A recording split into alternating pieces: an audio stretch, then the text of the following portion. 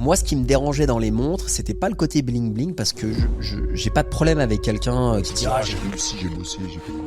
Si t'as vraiment bossé, bravo, fine, tu vois. C'est comme si je jouais une belle bagnole, je suis plutôt à encourager qu'à mettre un coup de clé pour la rayer, comme la mentalité française malheureusement. Mais c'était plutôt de dire l'horlogerie c'est réservé à une élite, faut être en costume, faut se tenir bien droit, c'est un milieu de connaisseurs, c'est un entre-soi. Et moi l'entre-soi j'aime pas, peu importe ton milieu social, que tu viennes d'un HLM ou de Neuilly-sur-Seine, si t'as pas les codes de l'horlogerie, si t'as pas un costume sur mesure et des John Lobb ou Weston au pied, tu peux quand même parler de montre. J'étais pas forcément le seul, mais il y en avait pas beaucoup en France. J'ai amené ce ton un peu décontracté que tu as dans l'automobile. T'as des youtubeurs comme Villebrequin, bon ils ont arrêté, mais t'avais Villebrequin, t'as Boiserie, GMK, Akram et d'autres, qui ont amené un côté détente, alors qu'ils parlent de voitures de fou. Et dans l'horlogerie, il n'y avait pas ça.